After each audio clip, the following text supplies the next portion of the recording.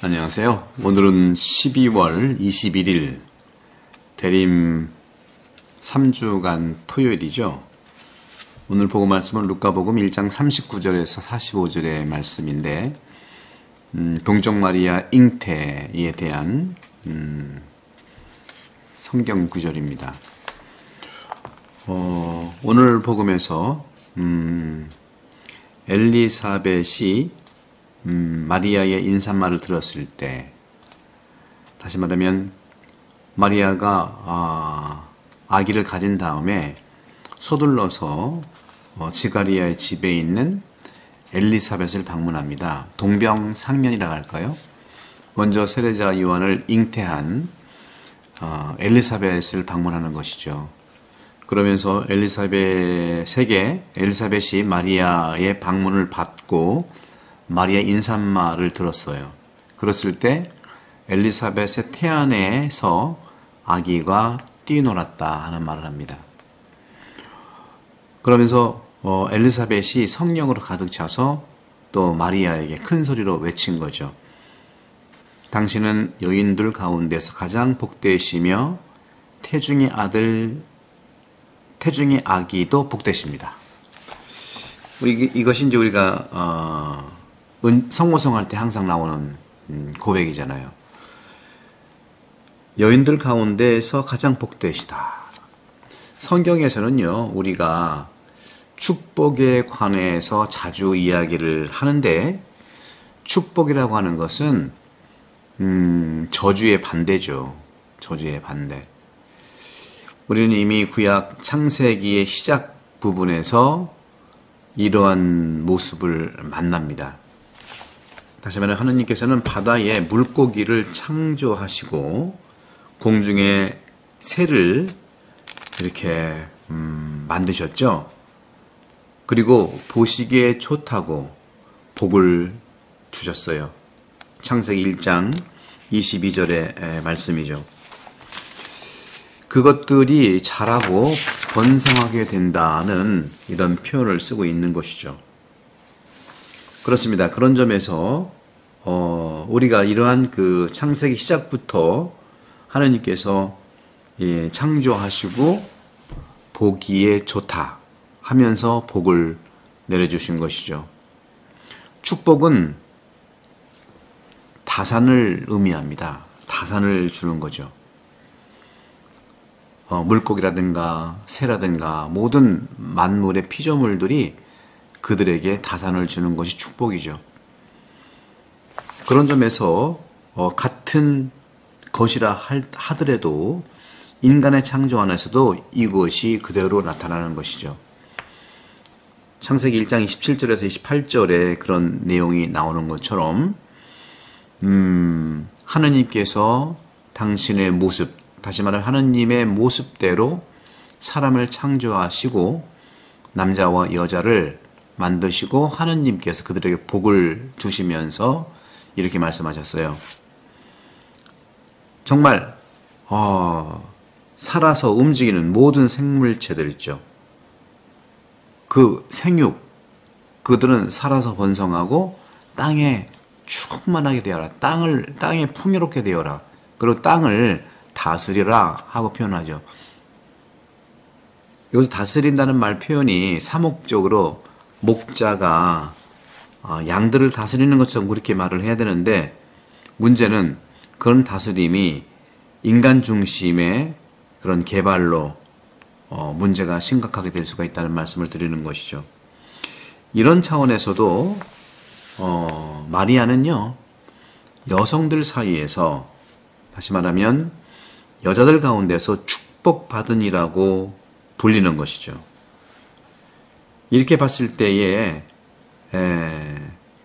마리아는 다시 말하면 다산, 그 많은 축복의 풍요로운 자손들을 많이 준다는 하느님 창조의 최고조로 달하는 것입니다. 창조의 최고복이죠.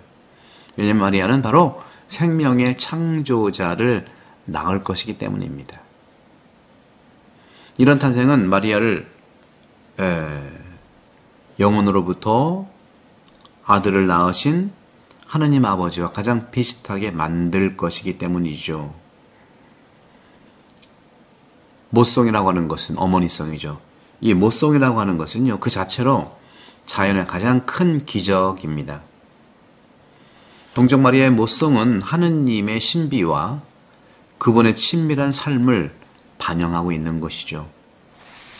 그러자 오늘 복음에서 이렇게 말을 하고 있어요. 아까 말씀드린 대로 엘리사벳이 마리아의 인사말을 들었을 때 그의 태안의 아기가 뛰놀았다. 엘리사벳이 그렇게 큰 소리로 외치고 있을 때 어떻게 해요?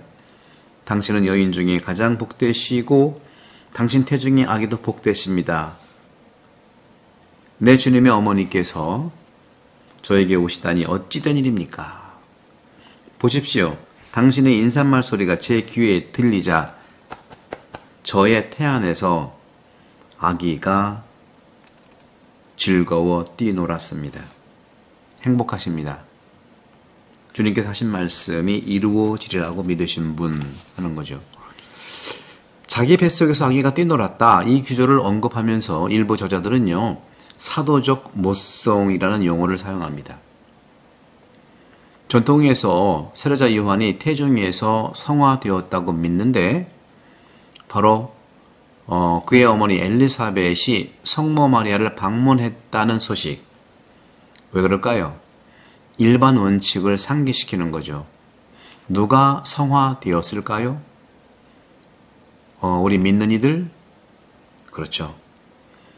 바로 우리가 접촉하는 사람들은 그 자체로 성화되는 것입니다. 그런 점에서 우리는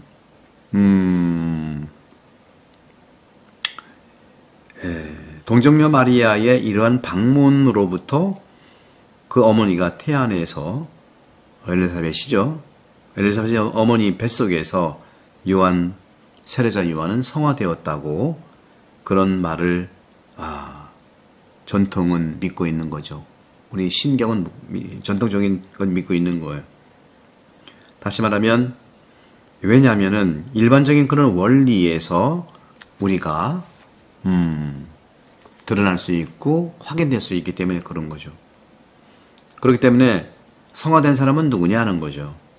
그 성화한다는 것은 바로 접촉하는 사람들 그 모두를 성화하는 겁니다. 하느님의 뜻과 하느님의 축복과 접촉되는 사람은 성화되는 것이기 때문에 그런 것이죠. 그래서 그리스도교에 있어서 우리가 살아가면서 그리스도 시대의 유대인 철학자 알렉산드리아의 필로가 있어요. 필로라고도 하고 필론이라고 하는데요. 그 당시 학교에서 지혜의 시작으로 설명되었던 너 자신을 알라. 너 자신을 알라. 이 문장이 굉장히 우리가 많이 들어왔던 거 아닙니까? 소크라테스만 얘기하는 게 아니에요. 바로 알렉산드리아의 이런 그 당시 필로는 그 당시에 알렉산드리아 학교에서 지혜의 시작이 뭐냐? 바로 너 자신을 알라는 문구라는 거죠. 이것을 분석하는 거예요. 따라서 필로는 스스로에게 묻는 거예요. 어떤 자가 자기에 대한 인식, 자기를 정말 아는 것이 얼마나 중요한가? 가장 중요하다는 거죠. 자기 자신 안다는 건 굉장히 중요합니다. 제가 숱하게 영혼돌봄 말씀을 좀 드렸고, 이제 1월에는 이제 봐서 1월, 2월에 이제 책이 한 권씩 나올 텐데, 마태복음 우리 말씀학교 시드니를 위해서 그렇고 티안을 위해서 마태복음이 하나 나올 거고요. 또 한 권은 이제 스스로 하는 영혼돌봄이 나오는데 식별과 성찰과 식별인데 성찰의 핵심 포인트는 자기 자신을 아는 거예요. 자기 자신을 아는 것이 성찰이고요. 또 자기 자신을 아는 것이 식별인데 자기 자신을 안다는 게 어떤 걸까요? 내가 하느님께 기도했고 하느님이 나한테 말씀했을 때 나를 안다는 것은 하느님이 나한테 말씀하셨을 때 내가 어떻게 반응하는지를 내가 객관적으로 들여다보는 거예요. 또 상대방이 나한테 어떤 말을 하고 어떤 행동을 했을 때 내가 반응하는 나 자신이 바로 나 자신을 아는 거거든요. 그걸 바라다 봐야 되거든요. 그래서 이렇게 필로는 얘기합니다. 알렉산드리아 학파의 철학자 필로는 그것은 자신 안다는 거죠. 그것은 신체에 대한 해부학적 지식이 아니라 심리적이거나 또 도덕적인 지식도 아니라는 거예요. 가장 중요한 것은 뭐냐? 자신을 무엇보다도 알 수 있는 것은 자신이 무엇을 할 수가 있고 무엇이 될 수 있는지를 아는 거예요. 무엇을 할 수 있고 무엇이 될 수 있는지를 아는 거다. 이렇게 비록 그리스도교 사람은 아니었지만 이 필로는 그조차도 구약 성경을 꿰뚫어 읽으면서 가장 위대한 것은 다음과 같다는 것을 배운 겁니다. 무엇일까요? 바로 인간의 존엄성을 얘기하는 거죠. 인간의 존엄성. 따라서 인간의 존엄성이라고 하는 것은요, 최고의 인간의 존엄성이라는 것은 구약 성경이 얘기하는 것은 인간의 최고의 존엄성이라는 것은 하느님의 말씀을 받아들이는 거예요. 하느님 말씀을 받아들이는 것이고 그래서 신성하게 된다는 거죠. 거룩하게 된다는 것이죠. 신성해지고 그래서 온 세상을 거룩하게 하는 것, 그것이 바로 인간 존엄성, 최고의 인간 존엄성이라는 겁니다.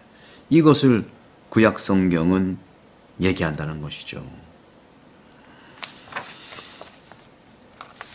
오늘 이렇게 말합니다. 행복하십니다. 주님께서 하신 말씀이 이루어지리라고 믿으신 분. 이런 점에서 우리는 마리아의 많은 신학자들이 마리아에 관해서 말을 할 때 그들은 다음과 같은 것을 이렇게 구별하곤 했어요. 어떤 거냐? 육체적이고 도덕적 영원성 이런 부분들을 많이 얘기했는데 육체적이라는 건 뭐냐? 육체적이라고 하는 것은 육체적인 것을 의미한다고 하는 것이지만 메시아가 세상에 가까이, 다시 말해 세상에 가시적으로 오실 것을 결정하는 일종의 생물학적인, 생리학적인 그러한 과정이다 하는 거죠. 도덕적 모성은요, 영적인 현실입니다. 그리고 무엇보다도 신앙 안에서 발생한다는 것이죠. 믿음은 신성한 생각을 받아들이고 그것을 당신의 것으로 만드는 것을 의미합니다. 신성한 생각은 비욕하고 영감의 원천이 됩니다. 나쁘고 쓸모없는 생각, 이런 것들이 우리 자신들을 한계와 또 쓸모없음의 감옥에 가두어서 불만과 속상함을 느끼는 것과 비교하면은 우리는 이것을 잘 더 깨닫게 된다는 것이죠. 하지만 반대로 신성한 생각이 우리를 다시 일어서게 또 하고 우리에게 주도권과 힘을 준다는 것이죠. 바로 이것은 종종 우리 인생 전체를 변화시킵니다. 수도원장이었던 성 안토니오 아바스, 그는 아직 어렸을 때 유아기 때부터 성경을 읽으면서 이 성경 규절에 매료됐어요. 마태복음 19장 21절. 네가 완전해지고 싶거든 가서 네 가진 것을 팔아라. 이 성경 말씀을 들은 거예요. 쇼킹했던 거죠. 우리도 같은 말을 듣다가 또 흔적도 없이 잊어버릴 수도 있잖아요. 안토니오 성인은 그 생각을 자신의 생각을 받아들인 거예요.